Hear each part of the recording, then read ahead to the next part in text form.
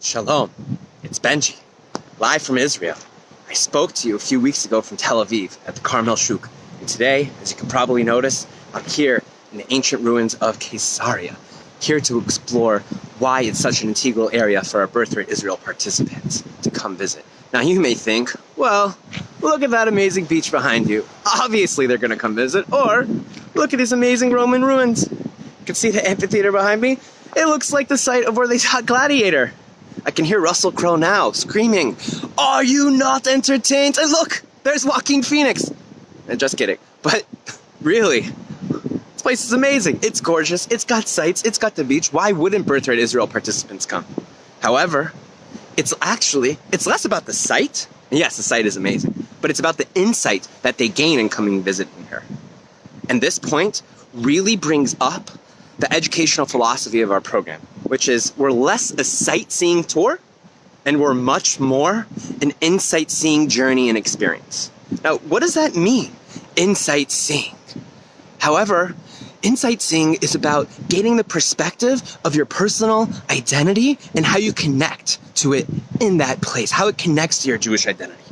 So if that's what we're trying to do, go around Israel, visit the sites to gain insight for people's personal identities, then Caesarea is the perfect example of how to do that. Now, how is Caesarea a perfect example of how to do that? Well, 2,000 years ago, King Herod built this place. Now, why did he build this coastal city? It was to connect his kingdom to the rest of the Roman Empire.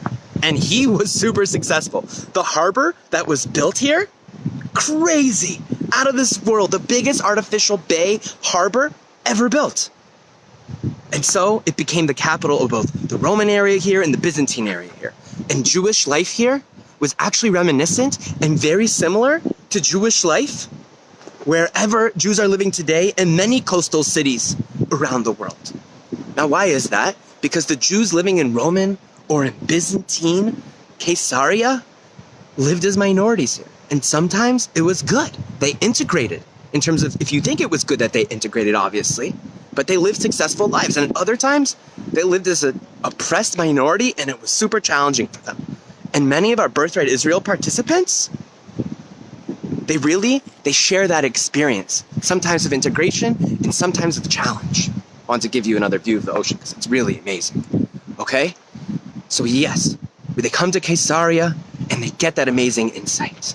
They get that experience. But it's not just about that insight.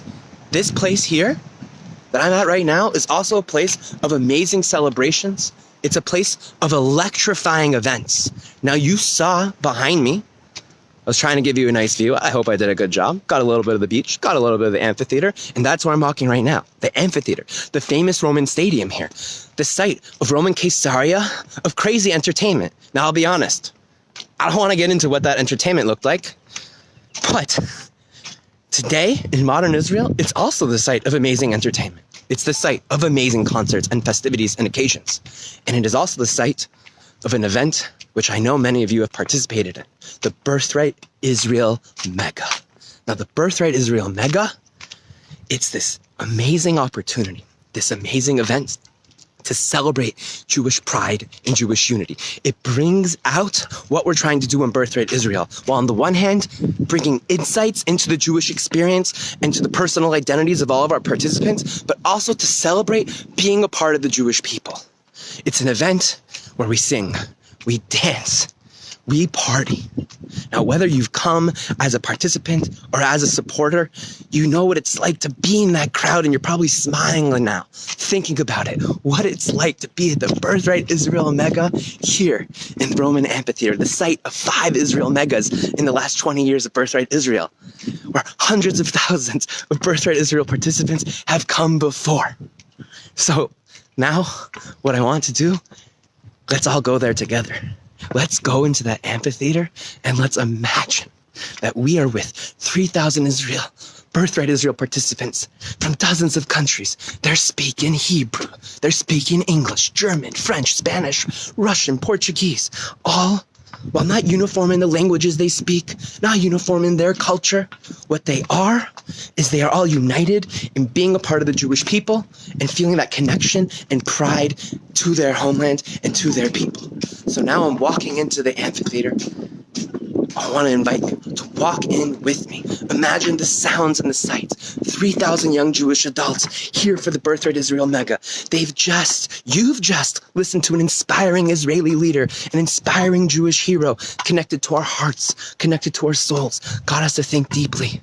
And now the DJ has come on, and the DJ puts on the song and is blasting as there are 3,000 young Jewish adults here in the stands. And what does he blast? Yisrael Chai. Yisrael Chai. Yisrael, Yisrael, Yisrael Chai. And everyone is slowly standing up. For the first time, thousands of participants are saying these words in Hebrew. Yisrael Chai. The Jewish people live. So many of their grandparents and parents and families from before couldn't imagine that thousands of young Jewish people from around the world could be sitting in these seats saying those words, Am Yisrael Chai. The Jewish people lives. It's incredible. It's inspiring. And you know what?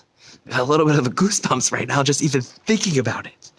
But what's really crazy, I'm trying to think about it and I can't. What other experience, what other opportunity brings thousands of young Jews from around the world to do this, to sing together those words, Am Yisrael Chai, to celebrate their Jewish unity, to celebrate their Jewish pride, celebrate their connection to their homeland and to the Jews from all around the world. But we have to recognize that right now. In reality, these seats here, they're empty. Do a little 360 for you to really get that view and get that feeling. They're empty. And why are they empty? There are no tourists. Actually, when I got here, I usually come to the tourist entrance and it was locked. And I was freaking out a little bit. How am I going to get in? So then I went to the harbor and they told me the tourist entrance is closed because there are no tourists. There are no Birthright Israel participants to visit here. They're missing our participants. We are missing Birthright Israel participants. Now, we remain hopeful that Birthright Israel participants will be able to come back soon, that they'll be able to come to Caesarea, gain those insights into their Jewish identity, to connect to one another and to celebrate their Jewish pride, like here in this amphitheater at the Mega, at the Birthright Israel Mega. But until we can do that, we're going to prepare and we're going to get ready. And we thank you for your contributions. We thank you for your support. We thank you for helping us ensure the Jewish future, that the moment Birthright Israel participants can return, and we hope it can be very soon, we are waiting for them to give them the most amazing experience to connect to Israel and their Jewish identity.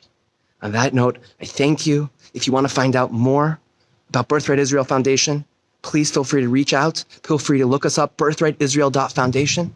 Thanks for joining me. I wish you lots of health, lots of safety, and most importantly, Am Yisrael Chai.